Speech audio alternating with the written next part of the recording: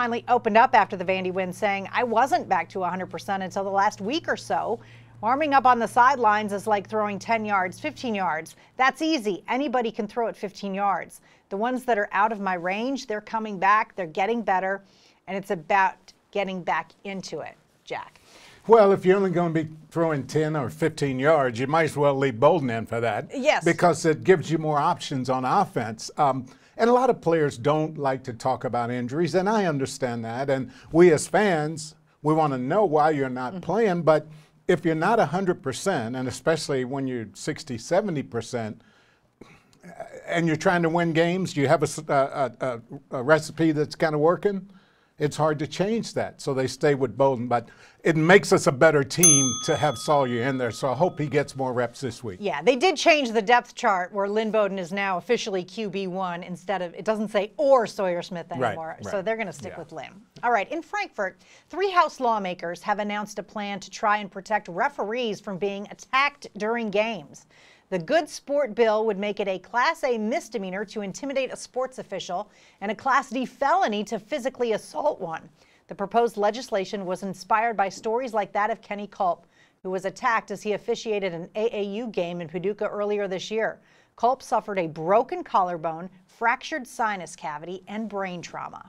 I remember the last shot of the game was missed, and that's the last thing I remember. I do remember the last shot. Then I got punched out, knocked out. I was out for a couple of minutes.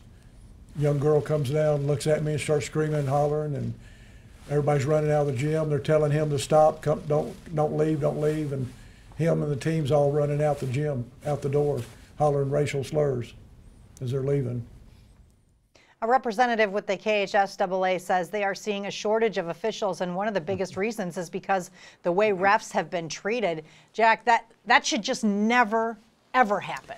Well, it shouldn't. You're exactly right, but it's happening way too much. And I would take this a step further and add coaches into that mix as well as the officials, because I used to love coaching, man, but dealing with the parents got to the point where it's not worth it. I mean, if their kid's not playing the whole time, they want to attack the coaches. And so I wouldn't be opposed to adding the coaches in on this. But the referees, man, you got to protect those guys.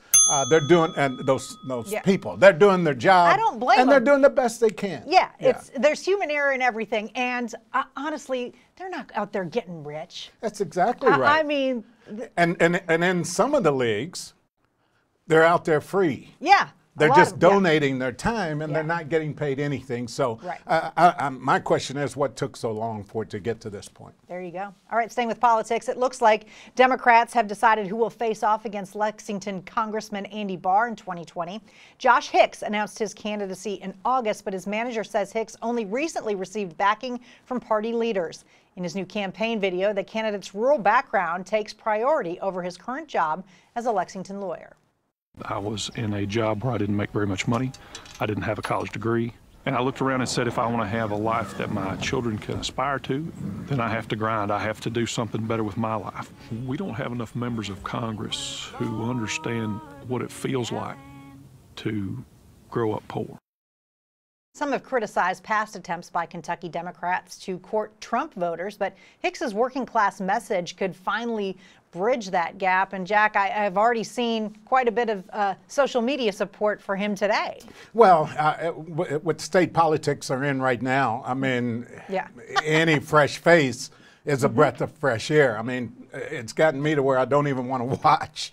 I wish him well. Andy Barr is, to me, is a great guy. I know Andy. I've spent a lot of time with him, but nothing like a good race, just like nothing like a good ball game. So, I mean, let's go for it. What I want to do, though, is we talk about term limits. Like, there should be term limits for people, I'll go with that. I'll go with that. But 2 years for a congressman seems like you're always in re-election mode. And you can't get anything done. Right. So I think that maybe we can extend that. I don't know why we don't. All right. Up next on Hey Kentucky, we'll check in with a regular political contributor of the show, Joe Sonka of the Louisville Courier-Journal. Will share his thoughts on what the Andy Beshear administration will look like. Stay with us.